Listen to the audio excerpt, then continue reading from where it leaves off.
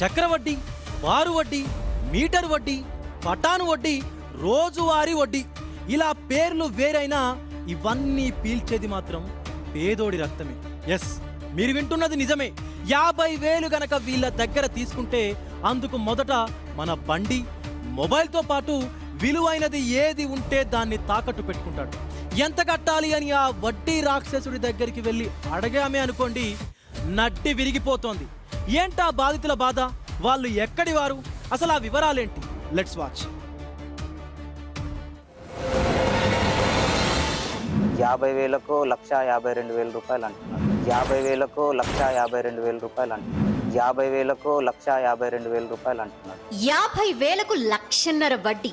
ఎమర్జెన్సీకి అప్పు తీసుకుంటే 5కు 10 రెట్ల వడ్డీ. 10,000కు 1,000 రూపాయలు వడ్డీ తీసుకుంటాడు. 10,000కు 1,000 రూపాయలు వడ్డీ తీసుకుంటాడు.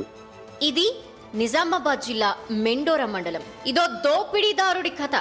పేదల రక్తం జలగలా పీల్చేసే వడ్డీలగాడి గాథ అంటారు వీరంతా. చెప్పుకుంటే మా బాధ బోలెడంతా, వింటే మీకు కూడా కన్నీరు ఆగనంతగా చెప్పుకొస్తారి బాధితులు. లేకుంటే చూడండి, 60,000 అప్పు తీసుకుంటే 1,50,000 చెల్లించడమా? ఇదెక్కడి అన్యాయం? అంటే అంతకు రెండింతలా? ఇదెక్కడి వరుస? ఈ కిస్తీ చెల్లించలేక చస్తూ బతుకుతున్నామని తీవ్ర ఆవేదన వ్యక్తం చేస్తున్నారు ఈ బాధితులు.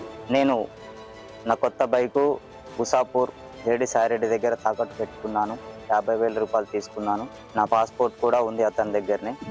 ఇవన్నీ కలిపి వడ్డీ వసూలు కలిపి 1,52,000 రూపాయలు అన్నారు. నేను డబ్బులు తీసుకెళ్ళి కడతానంటే డబ్బు ముందు కట్టండి, తర్వాత బండి మరియు పాస్పోర్ట్ ఇస్తానని చెప్పాడు. ఇంతవరకు అతని దగ్గరికి వెళ్ళి ఎలాంటి రెస్పాన్స్ రాలేదు. నాకు కాల్ కూడా వస్తలేదు. బండి, నా పాస్పోర్ట్ అతని దగ్గరనే ఉంది. నా బండి పాస్పోర్టు ఎలాగైనా నాకు ఇప్పించగలరు. బైక్లు, పాస్పోర్ట్లు మా దగ్గర ఏది విలువైనది ఉంటే అది తాకట్టు పెట్టించుకుని ఎలాంటి రిసీట్లు ఇవ్వకుండా బ్లాక్మెయిల్ చేస్తున్నాడు ఈ వడ్డీ రాక్షసుడు. మా బాధ ఎవరికి పట్టదా అని నిలదీస్తున్నారు వీరు. 10,000కు 1,000 రూపాయలు వడ్డీ తీసుకుంటాడు. జేడి సాయిరెడ్డి ఉసాపూర్. ఇంతకుముందు పోయి అడిగితే ఇప్పుడే ఈ బండి చెయ్యాను అని అన్నాడు సార్. ఒక్కసారి పైసలు మొత్తం కట్టి తీసుకోపో అన్నాడు. బండి సార్, బండి చిన్న మొత్తానికి పెద్ద బండే పోయిందని వాపోతారు ఈ బాధితులు. బండి ఆయన దగ్గర పెట్టి ఇప్పటికీ ఈఎంఐలు కట్టుకుంటున్నామని అంటున్నారు. అంటే గోడ దెబ్బ, చెంప దెబ్బ అన్నమాట.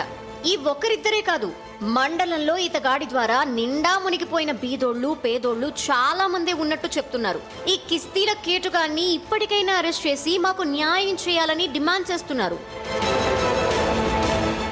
పూట గడవని జీవితాలు, చాలీ చాలని సంపాదనతో కష్టాల్లో ఉన్న నిరుపేదల అవసరాన్ని ఆసరాగా చేసుకుని అరాచకాలకు పాల్పడుతున్న ఇలాంటి మైక్రో ఫైనాన్స్ రౌడీలపై పోలీసులు ఉక్కుపాదం మోపాల్సిన అవసరం ఎంతైనా ఉంది.